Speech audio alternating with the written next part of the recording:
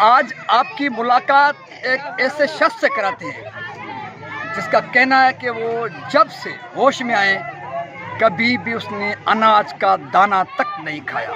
वो क्या खाते हैं, क्या पीते हैं, किस तरह से उनकी ज़िंदगी बसर होती है, आइए उनकी ज़बानी सुनते हैं। जी, मेरा नाम प्यारा राम है, ऐसे प्यारा अली कहते हैं। प्यारा अली कहते हैं।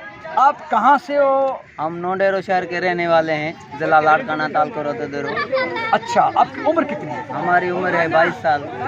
अच्छा, आपके पैरों में लकड़ी की जो है बनाई हुई चप्पल है और घुंघरू हैं और सूफियों का वेस्ट पहना हुआ है, इसके पीछे क्या सबब है, क्या कहानी है, क्या मकसद है?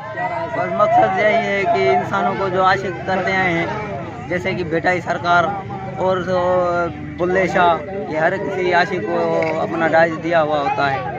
हमको भी वही अपना जीवन जो है बसर करना है। इसका संसारी में इंसान का जो मकसद है असल वही है कि अपना जीवन जन्म और मरने के चक्कर से छुटकारा हासिल करें। आपके बारे में ये मैं बताया गया कि आप अनाज नहीं खाते। अनाज नहीं खाते, कब से नहीं खाते, क्यों नहीं खाते, तो आपकी ज़िंदगी कैसे बदल, क्या खाते हैं? और बचपन से ये अनाज जो नहीं खाते हैं, फ्रूट, दही, जो दूध वगैरह यही खाते आ रहे हैं। रात को सोने के वक्त दूध पी लेते हैं, तो ऐसे ही वक्त गुजर रहा है। असल में तो आशिकों का जो है ना, जिक्र फिक्र ही खुराक होती है, जिक्र फिक्र के अलावा कोई खुराक ही नहीं। अनाज न खाने का सबब क्या है?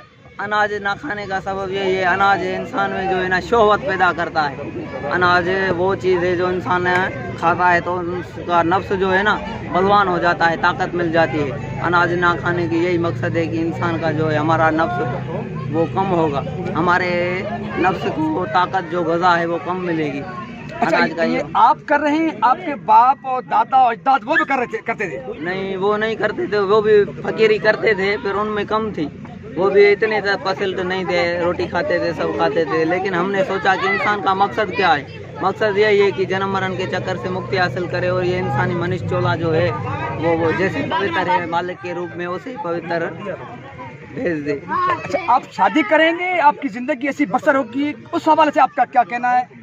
जी, अब तो बाबा जी कोई ख्याल नहीं है शादी ब्याह का। हम तो कह रहे हैं ऐसे ही ज़िंदगी बसर हो तो अच्छा है, क्योंकि आज के दौर में जो शादी करता है बड़ी जिम्मेदारियां हैं, बड़ी बातें हैं।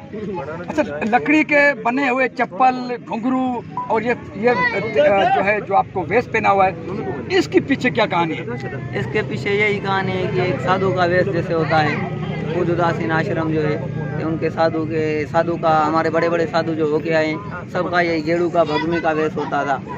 ये एक सादे लिबास में रहने का वेश है, जैसे संसारी से अलग होने का रास्ता। अच्छा, संसारी से अलग होने का रास्ता आपको किसने दिया? आप किसके मुरीद हो? आपका सिलसिला किन से बनता है? हमारा सिलसिला पूजुदासीन आश्रम समाधा बाबा नारायण भजन महाराज जो बैठे हैं, ये सारा रास्ता हमको उसने ही दिया है। ये उन्हीं के करम है, जैसे दाता हंबा शरीफ है, उनकी रहमत है।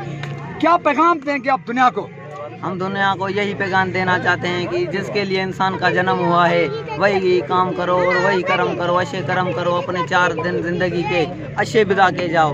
नहीं तो ये संसारी सब झूठी है, ये जो देख रहे हैं बंगले, महल, माड़ी, यहाँ ये मिल्कियत जो भी कमा रहे हैं, ये सब एक ख्वाब की मिसाल है, सपने की मिसाल है। हम तो यही कह रहे हैं अपने मुर्शिद का जिक्र करो, माता पिता की सेवा करो और इंसानियत की सेवा करो, इससे बड़ी कोई इबादत ही नहीं।